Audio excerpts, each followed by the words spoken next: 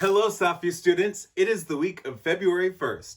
Please stand for the Pledge of Allegiance. I pledge allegiance to the flag of the United States of America and to the republic for which it stands, one nation, under God, indivisible, with liberty and justice for all. Now it's time for the Avid Spartan Pledge. I am an avid Spartan, always prepared for the day, very respectful to all that come my way, intentionally safe and determined to exceed. I am an avid Spartan, and today I will succeed. Avid job highlight. For those with a flair for fashion, you are going to love today's job. Fashion designer. Fashion designers use their creative and technical skills to create a variety of clothing and accessories, such as eyewear and footwear, as well as sketching and constructing original products. Fashion designers have to constantly study what is trending in the fashion industry so that they can forecast the future trends and be able to use that information to help them with their business. The skills that you need to become a fashion designer include sewing, creativity, a knack for color, detail, and style. Communication and collaboration skills can be very helpful as well. It also helps to be able to draw or use a computer for drafting your designs. Fashion design requires a bachelor's degree in fashion as well as an internship. It is important to have a fashion profile or a collection of fashion that you have designed. Classes you are taking now that will help you include art, language arts, Project Lead the Way, and believe it or not, math. Not only will it help the business side of fashion, but you also need to know how to make measurements. Colleges in the area include Southern Illinois University, Carbondale, Northwestern Illinois University, Harper College, and School of Art Institute in Chicago. If you need a good fashion joke, I got one for you. I thought about getting a pocket calculator, but then I realized I don't care how many pockets I have. Teacher Spotlight! Take it away, Mrs. Densing. I have Mr. Hightower here, PE teacher at SVUE. Mr. Hightower, can you tell me where you went to school at? I am a Danville native. I went to elementary school at Garfield, Northridge Middle School, then graduated from DHS, and from there I went to Eastern Illinois University in Charleston, Illinois. I got my bachelor's degree in electronic media production with a focus in electronic production. Wow, Yeah. very, very exciting. It sounds way more exciting than it really is. Oh, now, I know that you really enjoy sports. So why don't you tell me a little bit about what sports you like and what sports you've played? In high school, I played football. I was captain of the football team my senior year. I played baseball when I was younger. I got to say, football and basketball are my two favorites. I've always loved both of them. I could never play basketball too well, but I can shoot a jumper pretty good. Oh, very good. Probably better than me.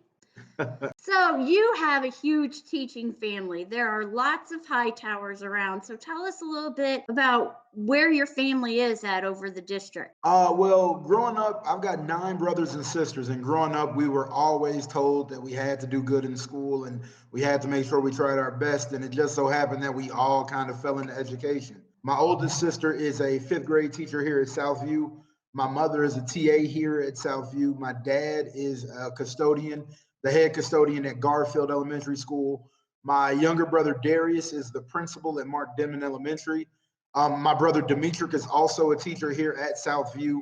And I also have a brother Derek. He runs a daycare. He's a daycare coordinator in St. Joe. I have a sister Deidre who lives in Atlanta, who is a school bus driver. All of us have just always loved working with kids, and we just all fell into education in some way, shape, or form. Well, that's really fascinating, definitely.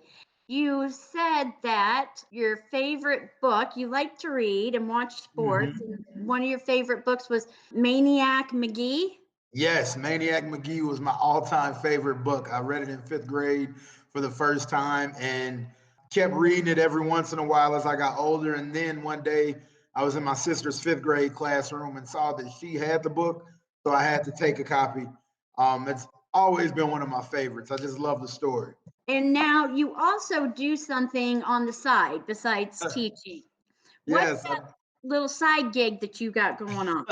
I do stand-up comedy on the side. I haven't been able to do it as much here due to the pandemic, but I've been doing stand up for about 7 years. I've been on the Steve Harvey talk show before. I've opened for Mike Epps, for Michael Blackson, and for Corey Holcomb. All three of those guys are pretty well-known comedians. I've worked with a lot of other pretty well-known comedians. One of my good comedy friends' name is actually T. Murph, and he just starred in a new show on Hulu, and he won a couple of awards for it. The show was one of the most highly rated shows of the season last year, and they're about to shoot a second season now. It's just been a very fun trip. It gives me an opportunity to get out, meet new people, and it lets me get on stage and entertain. That's great. That's very great. I'm looking forward to one day being able to see you do some stand-up comedy. And finally, a place you would like to visit. If we're talking anywhere in the world, I Yes. gotta go with Egypt. I've always been fascinated by the pyramids and the Sphinx. When I was younger, about sixth grade, I really wanted to be an Egyptologist, and that's basically an archaeologist who focuses on Egypt. But I've always been fascinated by their culture, by their religion, and all of the things to do with Egypt. Really, I mean, they achieved so many crazy things, and a lot of things that we can't even reproduce today with all the technology we have. Right. So it's always really held my attention and fascination. Yeah, it's definitely a very fascinating country. And now you told me about the quote about remember learning never stops. Yes, that's something that I've always tried to stress to students is that learning just you don't get to a certain point and then you're done. You know, it's not like a video game where you beat the last level and it's over. Learning is something that is always going on, and I try to stress that to kids and adults because honestly, I learn from my students like every day they teach me something new. So we have to remember that, and that's something that I want all of the students to remember is that you never stop learning and you should never be happy with what you know. You should always have that thirst to know more. And only then can you really get a full explanation on why things are the way they are or why things are happening the way that they're happening. And that's whether it's in this country or in your own personal life or in your family. You have to keep learning. You have to keep asking questions, and you can never be satisfied. You have to keep going. I couldn't have said that better myself. Well, thank you so much for doing this. I No appreciate problem. it a lot. Thank you And very much. And thank you to all the students who asked for me to do this. Thank you very much. I'm happy you guys thought of me. And if you ever need anything, you know where to find me. okay, thank you, Mr. Hightower. Bye Thank you. bye. You have a good day. Wow, that is so cool to learn all about you, Mr. Hightower. Thank you so much for joining us. And thank you, Miss Dunsing, for hosting. Time for the special day of the week. Groundhog Day on February 2nd is when we ask, are we in for 6 more weeks of winter? Only a groundhog named Punxsutawney Phil knows for sure. Each year on Groundhog's Day, the people flock to Gobbler's Knob in Punxsutawney, Pennsylvania, to await the forecast of the local rodent celebrity. Originating with German settlers who came to Pennsylvania in the 1700s and brought their seasonal superstitions with them. Legend has it that if Phil sees a shadow on February 2nd, the winter chill will continue. Oddly, if the weather is cloudy, he doesn't see a shadow. We can expect warmer temperatures and early spring. Groundhog Day is a tradition to be cherished. And yes, it is also a film starring Bill Murray. Time for the special day of the week. Groundhog Day is on February 2nd. Wait, I've done this already, haven't I? Time for the joke of the week. A groundhog tried to cross a well by burrowing under it. Needless to say, it didn't go over well.